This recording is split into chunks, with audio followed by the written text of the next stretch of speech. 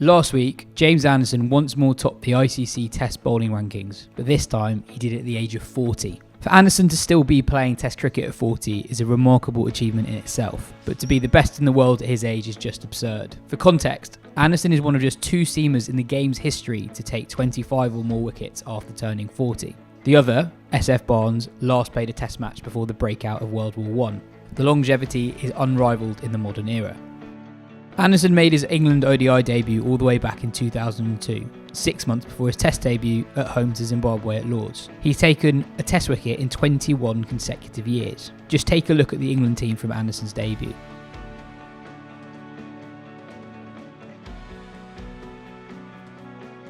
His oldest teammate that day, Alex Stewart, turned 60 in April, while the youngest, aside from Anderson, Rob Key, retired from professional cricket 8 years ago and is the current managing director of men's cricket ECB. We know where Anderson sits on the all-time list of Test wicket takers. At the time of recording, he sits 3rd and top among seamers. But where does he sit among the game's greatest seamers, and how has he managed to remain at the top of the game more than 20 years on from his international debut? During the recent New Zealand series, his average dipped below 26 for the first time since his second Test match all the way back in the summer of 2003. His average of 25.99 is very good, but it's not quite top tier. 58 seamers have taken 200 or more Test wickets. Anderson's average of 25.99 is the 25th best.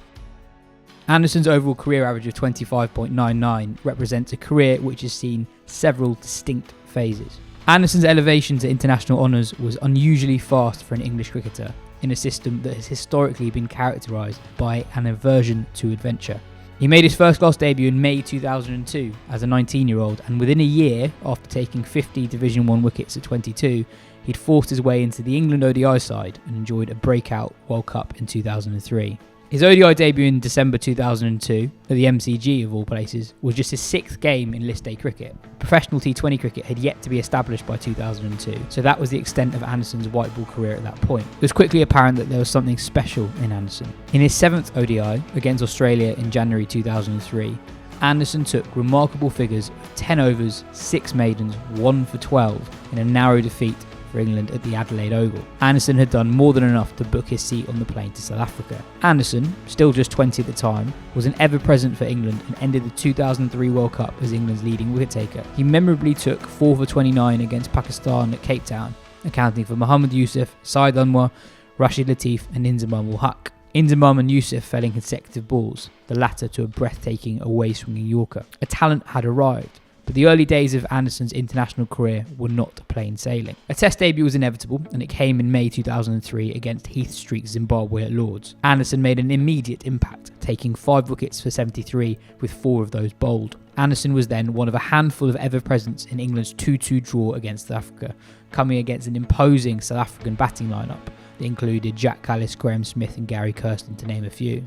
Aside from taking a 5-for at Trent Bridge, Anderson found wickets tough to come by, taking just 8 wickets from the other 4 games in the series. Anderson then played a minor role that winter, with injury restricting him to just 1 Test appearance against Sri Lanka. It began a 4-year period that saw Anderson predominantly on the periphery of the Test team, with his Test outings generally characterised by the odd Test here and there, as he battled injury troubles and a reworking of the action that brought him so much initial success. England did okay without him. The bowling attack of Simon Jones, Matthew Hoggard, Stephen Harmison and Andrew Flintoff famously went on to spearhead England's 2005 Ashes victory. From the 2003 South Africa series to the beginning of the 2007 summer, Anderson only played multiple games in a single series twice, against West Indies in 2004 and against Australia in 2006-2007. There was the odd moment to savour.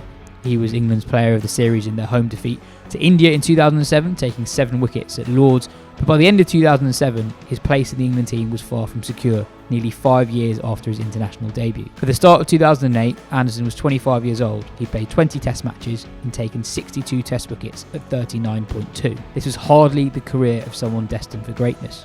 It is a record not that dissimilar to someone like Alzari Joseph's now at a similar point in his career. England's tour of New Zealand in 2008 marked the second phase of Anderson's career, from 2008 to 2015, that saw him establish himself as one of the premier bowlers in the Test game. After England lost the first Test at Hamilton, England replaced Steve Harmison and Matthew Hoggard with Anderson and a young Stuart Broad. The changing of the guard brought instant success. England won the next 2 test matches, albeit with Brian Sidebottom doing the majority of the damage with the ball, and Anderson and Broad never looked back as a duo. Anderson, for the first time since 2003, was an automatic pick in the team. Over the next 7 years, Anderson's game elevated to another level. His next 79 tests yielded 318 wickets at 27.87. In England, he was a wicket-taking machine. If you go back to his highlights, in 2008 when he took 7 for 43 against New Zealand at Trent Bridge, he was predominantly a swing bowler. The seam is angled towards the slip cordon in a way designed to extract as much swing as possible. His wickets were eye-catching, his skill supreme. His record at home was excellent in this period. He averaged 24.92 in home tests,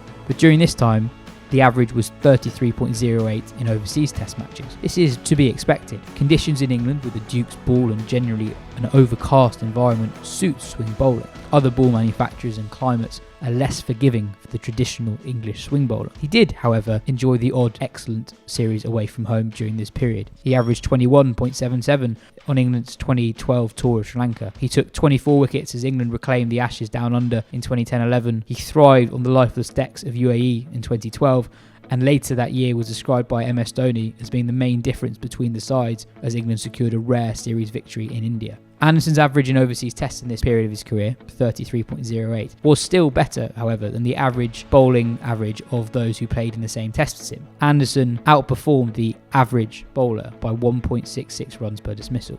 In home tests, the average bowling average was 33.48. At home, Anderson was outperforming the average bowler by 8.56 runs per dismissal. In 2015 came the next major change in Anderson's career, when he became ruthlessly effective everywhere he went. He played his last limited overs international at the age of 32. As the rest of the game gravitated towards T20 cricket, Anderson effectively became a red ball specialist with the financial security of an England central contract. His workload was also carefully managed. Anderson played his last T20 game all the way back in 2014. His last ODI was in 2015. Since then, he's played in 2 Royal London One Day Cup campaigns for Lancashire. He has not played a professional limited overs game since May 2019. Since his last England white ball appearance at the 2015 World Cup, Anderson has played a grand total of 29 first-class games and 14 list day games for Lancashire. Every other appearance has been a test one for England. From those 80 test matches, Anderson has taken 305 wickets at 21.35. That average of 21.35 would see him in 4th place on that list of averages we saw earlier. That tally of 305 wickets would also have him 6th on England's all-time list, 2 wickets shy of the great Fred Truman's career haul of 307. At a marginally superior average. This post-2015 phase has coincided with a global decline in test batting, but even withstanding global trends, Anderson has been a mark above the competition both home and away. Anderson climbed to the top of the world rankings in 2016 at the age of 33, again in 2017, once more in 2018, and finally, to date at least, in 2023 at the age of 40. The major change in Anderson's bowling has been his move to becoming a seam bowler as well as a swing bowler. Anderson is now a prolific proponent of the wobble seam ball made popular by Mohammad Asif in the late 2000s. Since the 2015 World Cup, Anderson has taken 179 wickets at 20.16 in home tests and 126 wickets at 23.03 away from home. In that time period, he averages 30 or under in every country he's played in. So how does Anderson since the 2015 World Cup compare to other bowlers in Test cricket? In home Test matches since 2015, Anderson's average of 20.16 compared to the mean figure of 30.63 in home tests that he's played in. Anderson outperforms the average bowler in English test matches by 10.53 runs per dismissal. It is in away test matches though that is where Anderson's uptick is most notable. Since 2015, Anderson averages 23.03 in away tests compared to the average of 32.16, outperforming that figure by 9.13 runs per wicket. While his influence at home has increased slightly, his effect on away tests in the 3rd phase of his career has rocketed up. Anderson is more effective in away tests now than he was in home tests before 2015. Are there signs of decline? Well, in the years leading up to 2022, there were signs that his output was dropping in second innings of tests. In 2020, he averaged 40.5 in the second innings of test matches, and in 2021, that number rose to 48.83. So where does that leave Anderson among the pantheon of greats? Since turning 30, he's taken 417 test wickets at 23.17. For comparison, Wazim Akram took 414 wickets at 23.62 across the entirety of his career. Since turning 35, Anderson has taken 205 wickets at 20.82. For comparison, Pat Cummins has taken 217 wickets at 21.5. Since turning 30, Anderson has essentially had the career of Wazim Akram, and since turning 35, he's essentially had the career of Pat Cummins. Anderson, since turning 35, with that average of 20.82 and having taken more than 200 wickets, would top the list of the greatest bowlers of all time in terms of averages among those with 200 or more wickets. Anderson is a history maker in terms of longevity, but also in terms of his quality. The latter day version of Anderson, the one who uses both seam and swing to cause havoc everywhere he goes, is one of the greatest bowlers of all time in his own right.